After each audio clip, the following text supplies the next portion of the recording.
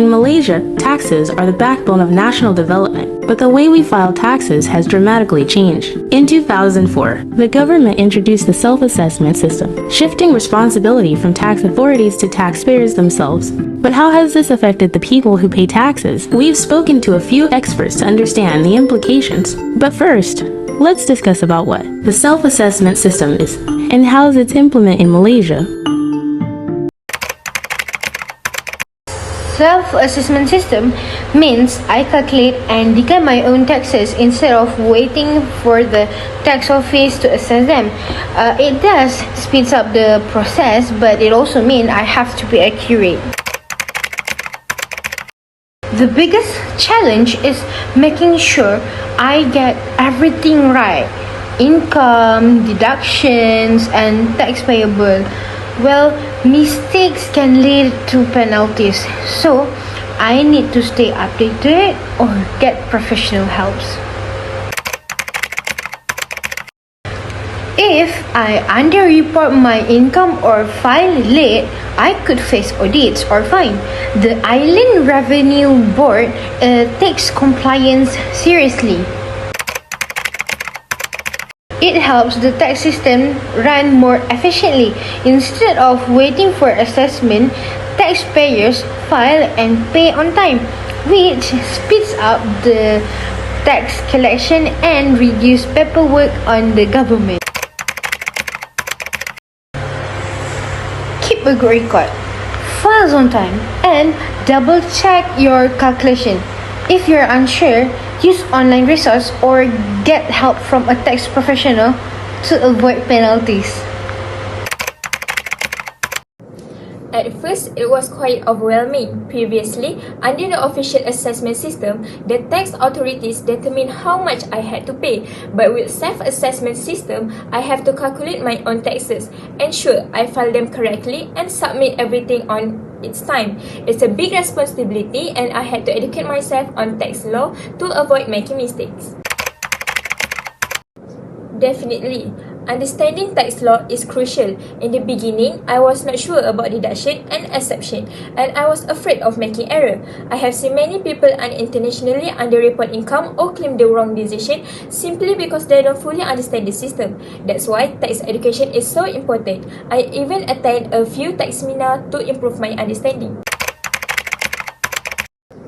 Yes, I actually hired a tax consultant to guide me. The tax system can be complex, especially for small business owners like me. A professional help ensure that I'm not overpaying or underpaying tax. But hiring a consultant is not cheap, so I understand why some people struggle with tax compliance on their own.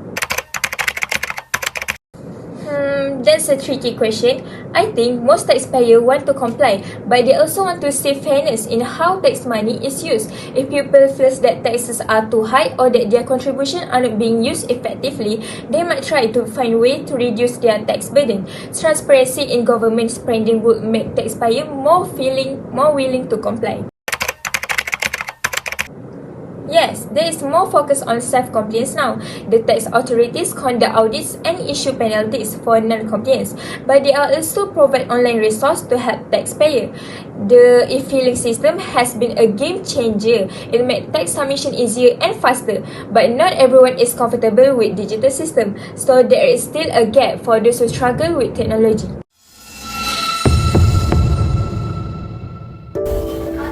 Self-assessment system encourage voluntary compliance and aligns Malaysia with global tax system like those in the UK and Canada.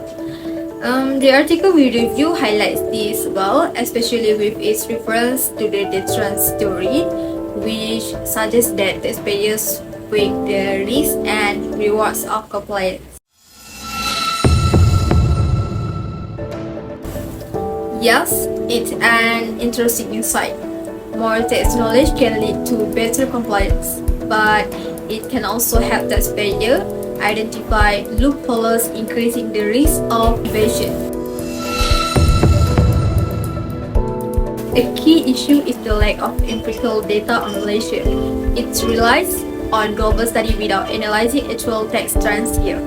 Also, there's little discussion on enforcement, such as tax audits or penalties, which are crucial in ensuring compliance. Yes, it promotes tax advisory service as the main compliance solution but doesn't discuss government efforts like tax education or digital filing improvements.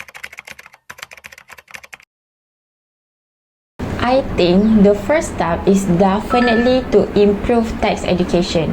When taxpayers have a clear understanding of their responsibilities and how the system works, they are more likely to comply without issues.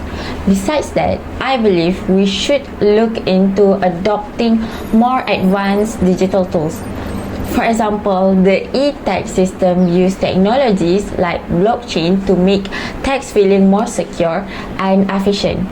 And I think something along those lines could really benefit us here. Also, incorporating real-time monitoring and AI-based risk assessment tools would help detect fraud early and reduce tax evasion.